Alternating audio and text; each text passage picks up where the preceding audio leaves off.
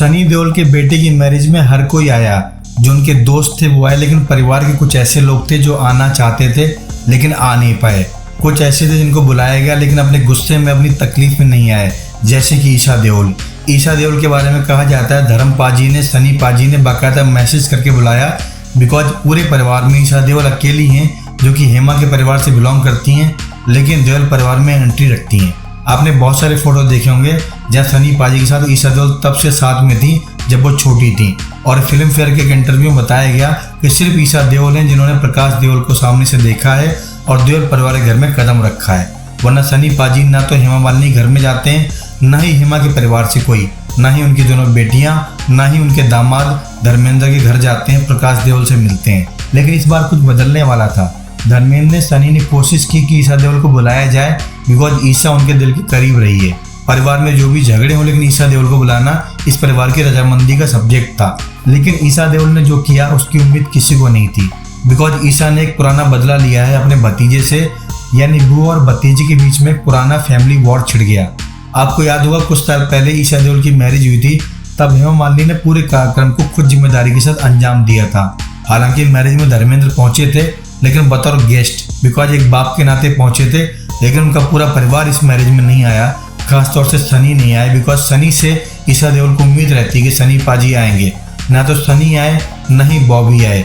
ऐसे में पूरे परिवार को बहुत शर्मिंदगी का सामना उठाना पड़ा। हालांकि हेमा मालिनी को पता होगा कि वो नहीं आएंगे, लेकिन फिर भी जब धर्मेंद्र आते हैं तो बच्चों को उम्मीद बन जाती है कि काश मेरे सनी भैया भी आएंगे। बहरहाल वो आए नहीं, उनका पर्सनल मैटर है। इस बात के लिए ना तो किसी को जज करना चाहिए, ना ही क्रिटिसाइज करना चाहिए, बिकॉज हर फैमिली के अपने कुछ कॉम्प्लिकेशन होते हैं। लेकिन यहाँ पर भतीजे बुआ का विवाद क्या है, इसकी बात कर लेते हैं। एक्चुअली जब ईशा देओल की मैरिज हुई तब एक फंक्शन में रिचुअल ऐसा आता है जहाँ लड़की के भाई को कुछ रस्में अदा करनी पड़ती हैं। यहाँ पर सनी पाजी नहीं थे, बॉबी नहीं थे, तब उनके परिवार में लगा आखिर भाई का रोल कौन प्ले करेगा।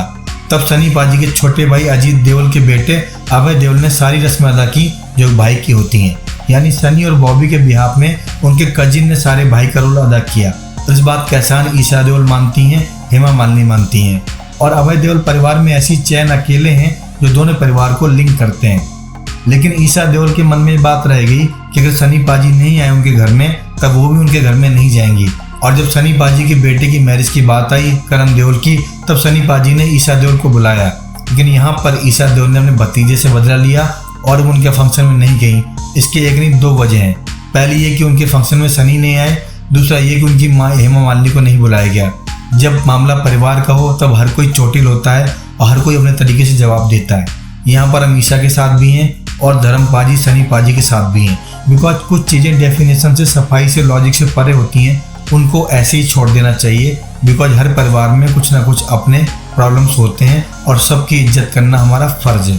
दोस्तों, चैनल पहली बार आए हैं तो सब्सक्राइब कर दीजिए, वीडियो को लाइक कर दीजिए और कमेंट करके बताइए इस मूवी को लेकर आपका एक्साइटमेंट लेवल किस हद तक है।